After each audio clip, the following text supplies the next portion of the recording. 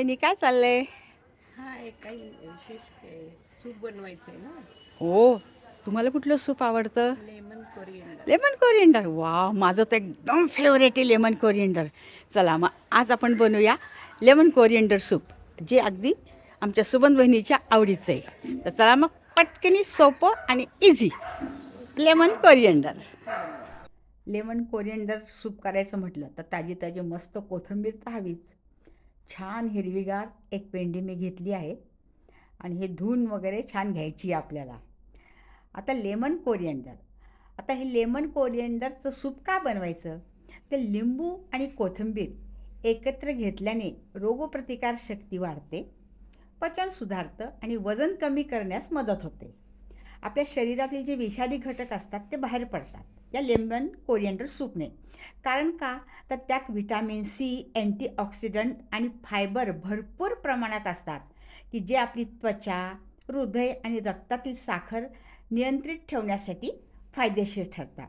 म्हणून हे lemon coriander हे आपल्याला या थंडीच्या दिवसात किंवा कुठल्याही दिवसात जर तुम्ही घेतलं तर त्याचे फायदे हे नक्कीच आहेत आणि करायला तर हे अतिशय सोपं आहे. तर आपण घेतली आहे इथं एक मोठी वाटी भरून आपल्याला ही कोथिंबीर घ्यायची आहे. धुवून छानपैकी चिरून घ्यायची. चिरून घेऊन एक मोठी वाटी आपल्याला घ्यायची आहे. मस्त ही गावरान कोथिंबीर आहे, हिरवीगार मस्त, आणि त्यामुळे सूप हे छानच होणार. लिंबू आहे, आल्याचा तुकडा, 4-5 आपल्या लसणाच्या पाकळ्या आणि हिरवी मिरची तुमच्या आवडीप्रमाणे 1-2 तुम्ही कसं घेऊ शकता. आता हे लेमन कोरिएंडर सूप आपल्याला जे करायचे ते आपल्याला शिजवून घ्यायचं आहे. म्हणजे हे पानं जास्त वेळ लागत नाही आहे. पाणी गरम झाले की त्याच्यात आपल्याला एक कोथिंबीर टाकली की 5 मिनटात ती कोथिंबीर वगैरे मस्त शिजल्यासारखी होते. आणि सोबत आपल्याला हिरवी मिरची टाकायची आहे. पण त्याच्या आधी अजून लसूण टाकायचं ना आपल्याला. हे थोडासा मी भाजून घेते.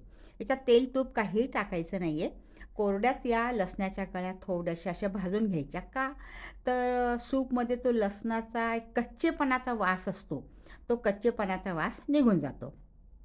पाणी उकळतं आहे आपल्याकडे एकीकडे गॅसवर. तोपर्यंत आपण सूपमध्ये टाकण्यासाठी 4-5 मिऱ्याचे दाणे, एक छोटा दालचिनीचा तुकडा आणि जिरे हे असे ओबडधोबड आपल्याला बारीक करून घ्यायचे आणि बाजूला ठेवून द्यायचे. पाणी मस्त उकळत आले, गरम छान झाले आणि याच्यात आपण आता चिरलेली कोथिंबीर, तुम्ही चिरली नाही तरी चालेल, शेवटी आपण ब्लेंडर करणारच आहोत. पण सोपी जाते ब्लेंडर करायला ब्लेंडरनी, तर त्यामुळे ब्लेंड करायला सोपी असल्याने थोडेसे तुकडे बारीक चिरून घेतली आहे.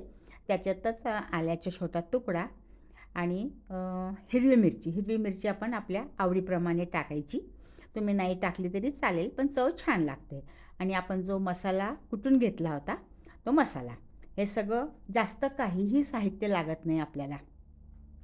आणि हे मस्त छानपैकी शिजू द्यायचं. एक 5-1 मिनटात मस्त शिजून जातं. आणि शिजत असतानाच आपण जे लसूण परतून घेतला होता ना, म्हणजे गरम करून घेतला होता, त्याचा कच्चेपणाचा वास जाण्यासाठी तो पण याच्यामध्ये टाकायचा. आणि हे सगळं छान झालं की याला ब्लेंड करून घ्यायचं आपल्याला.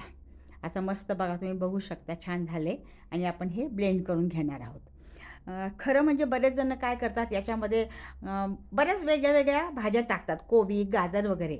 पण मला फक्त प्युअर लेमन कोरिएंडर लागतं. मग त्याच्यामध्ये मी दुसऱ्या भाज्या लागत नाही, नाही तर मग ते कोरिएंडर सूप राहतच नाही, भाज्यांचं सूप होतं. म्हणून मी याच्यात काही टाकत नाही आहे. अगदी प्युअर लेमन कोरिएंडर. थोडंसं मीठ टाकले चवीला आणि लिंबू पिळायचे. पण एक लक्षात घ्यायचं की लिंबू पिळल्यानंतर चवीप्रमाणे पिळायचं. लिंबू पिळल्यानंतर जास्त वेळ उकळायचं नाही आपल्याला. हे थोडंसं एक उकळी आली की थांबायचं. जास्त वेळ उकळल्याने तो कडसरपणा त्याचा तो वाढतो. तर आता ही छान एक उकळी आलेली आहे आणि हे आपलं मस्त लेमन कोरिएंडर सूप तयार आहे. बरेच जण याला गाळून घेतलं तरी चालेल, पण मला न गाळलेलंच आवडतं. ज्यांना नुसतं स्टॉक टाईप पाहिजे असेल, अगदी पाणी पाणी पाहिजे असेल, तर तुम्ही, ज्याला आवडत नसेल असं, तर तुम्ही गाळून घ्या. गाळून घेतलं तरी नुसतं पाणी पाणीसुद्धा चवीला खूप छान लागतं. पण मला हे असं न गाळताच आवडतं. तर असं हे लेमन कोरिएंडर सूप वजन नियंत्रित करणारं, रोगप्रतिकारशक्ती वाढवणारं, पचनास मदत करतं, शरीर डिटॉक्स करतं, रक्तातील साखर नियंत्रणात ठेवली जाते आणि अँटीऑक्सिडंट असल्यामुळे त्वचा निरोगी आणि चमकदार राहते. तर चला मग पटकिनी करा लेमन कोरिएंडर सूप.